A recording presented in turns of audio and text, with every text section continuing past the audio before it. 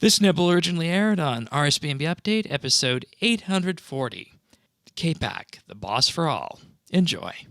The next one is from Chodo. Hello, sorry, he's going to kill me for that. Hoods, my fellow nerds. This week we saw the release of the Note on Front, and oh my god, I'm the kind of player that never cares about boss updates or PvM content in general, but today I just went to a Kerapac session because why not? And it was amazing.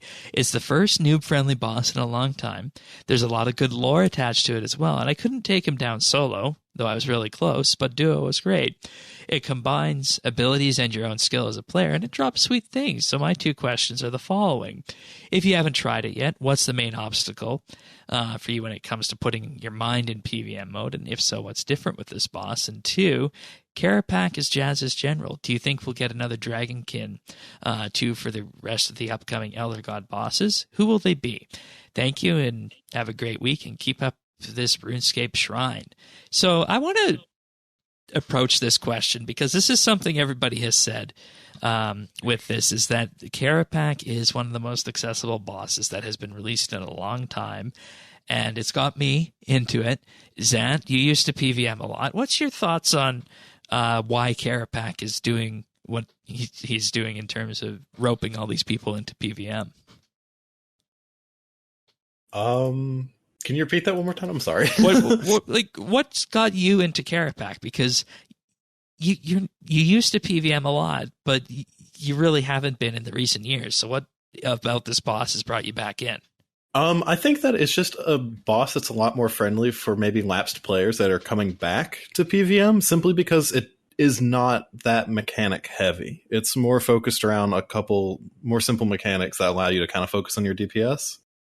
So it feels less daunting because of that, I think.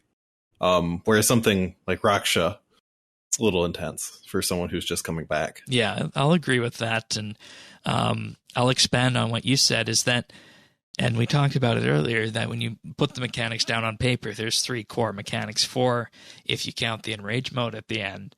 And when you start looking at it, that looks kind of like a quest boss, which is something that we've all done. And that makes it accessible to people like me in general. It allowed you to get back into it. And I'm going to now pivot this to David and Thaxi here because... Okay, go ahead. One other nice thing I noticed with this, they actually included the list of the mechanics in the Beasts tab, like right with the update. Yeah. First thing. Yeah. Like, good job. Thank you. They said on the stream that they chose not to do that for, what was it? I don't know if it was Raksha. It was one of the bosses. They said they didn't do it because it was too complicated and thought it would scare people. I mean, I think that's a situation where it's needed the most for people like me. Yeah, but it's definitely made it accessible for this. And it's kind of funny at the same time. There are certain bosses that still have coming soon as their guide. I want the third raid boss, and also, they need to get the mechanics out. I mean, there's some things that are just like there's too much. It's been coming soon for 6 years. Is that like AOD? I think it's one of those, maybe. Anyways, doesn't. Yeah, yes, there's a couple. So for you guys, guys on this, obviously, normal mode is a walk, and the thing that I want to pivot this on you guys is that, have you guys taken a minute to consider that there's this boss on normal mode that people like myself and Zant and Chodo can kill, but yet it's still a challenge for you solo and groups on hard mode? Have you guys considered that at all? What has been accomplished with this?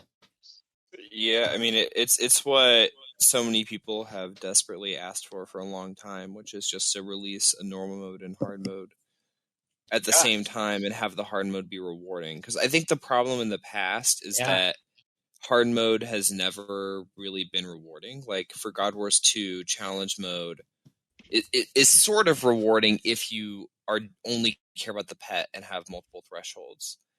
Same with hard mode God Wars Dungeon 1. It's only rewarding if you have several thresholds and want the pet.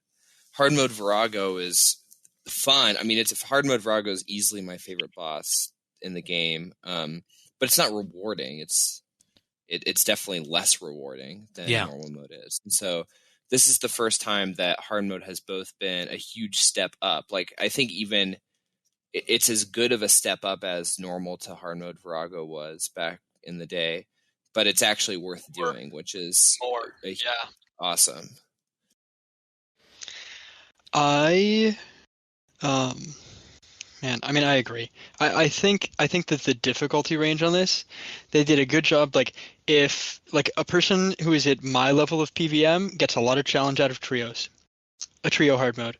A person at David's level will get a lot of challenge out of solos. They've given the highest echelon of PvM'ers and the next level of PvM'ers who really do nothing but PvM on this game, things to do. And they've given people who want to do PvM but also skill and like be that all-round player, they've given them something to do. Like, I think that this boss it's not different. I think you could have used nearly the same inputs and do nearly the same thing every time. I think you could get you could say, I think you could bot it. But like,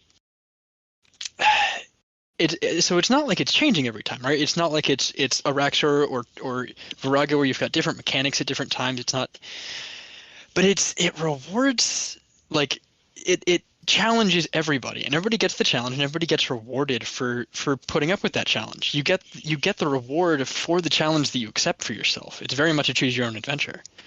And I'd be very happy to see additional bosses in this same kind of vein going forward, although I still really want a skilling boss. Jamflex.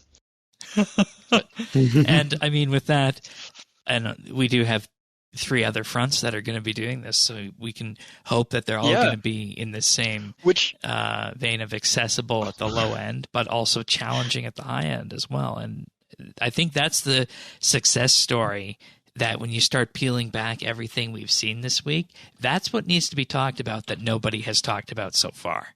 You can find full episodes of RSBANDB Update right here on this YouTube channel. If you found this video useful or just enjoyed it, like and subscribe, or leave a comment.